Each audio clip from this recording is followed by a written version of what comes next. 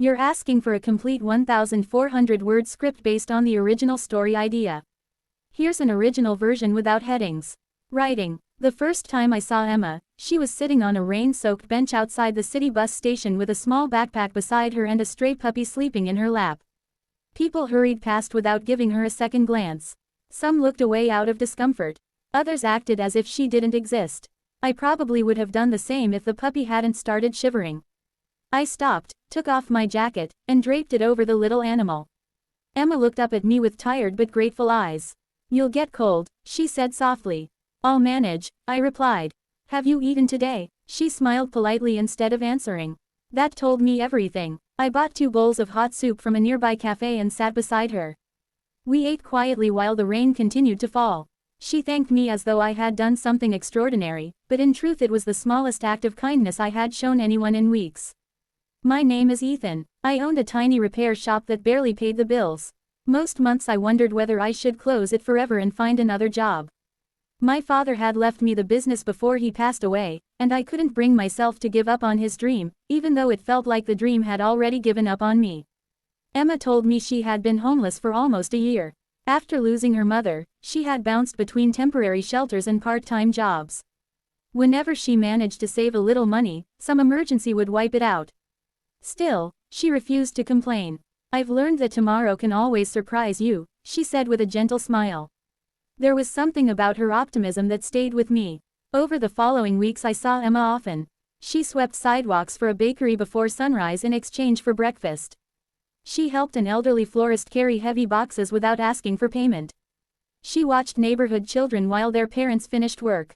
Even though she had almost nothing, she somehow found ways to give. One evening I invited her to my repair shop after closing time. "It's warmer than outside," I said. She looked around at the shelves filled with broken radios, clocks, and old record players. "You fix things people think are beyond saving." "I try," she smiled. Maybe that's why we became friends. Business continued getting worse. Customers preferred buying new electronics instead of repairing old ones. Bills piled up on my desk faster than I could pay them. One Friday morning I arrived to discover that someone had broken into the shop during the night. Expensive tools were gone. Display cases had been smashed. My heart sank. The insurance company refused most of my claim because of paperwork I had unknowingly filed incorrectly months earlier. I sat alone in the damaged shop wondering whether this was the end. That afternoon Emma walked in carrying a paper envelope. "I've been saving." She placed it on my workbench. Inside was every dollar she owned.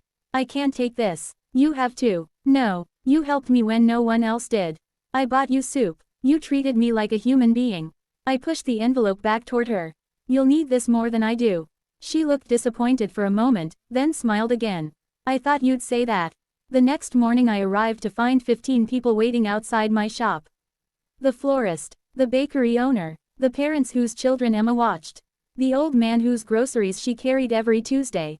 Without telling me, Emma had asked everyone she had ever helped to lend a hand. One neighbor repaired the windows. Another painted the walls. A carpenter rebuilt damaged shelves. Someone created a social media page promoting my business. By sunset the shop looked better than it had in years. I couldn't believe what I was seeing. "You didn't save this place," I whispered to Emma. "All these people did." She shook her head. "No, Ethan, kindness did." Word spread quickly through the city about the little repair shop rebuilt by volunteers. Customers arrived simply because they wanted to support us. Then they returned because they liked the work. One afternoon a wealthy collector named Mr.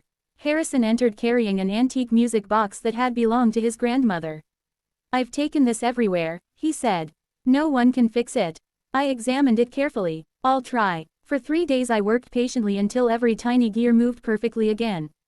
When he heard the music playing for the first time in 20 years, tears filled his eyes. "You have remarkable talent," he said. A week later he introduced me to other collectors. Soon museums, auction houses, and private clients trusted me with valuable restorations. My tiny repair shop became one of the busiest restoration businesses in the region. For the first time in my life, money stopped being something I feared. I hired employees, opened another workshop, then another. People called me successful. Journalists asked how I had built such a profitable company. They expected stories about investments or business strategies. Instead, I always told them about Emma. Some laughed,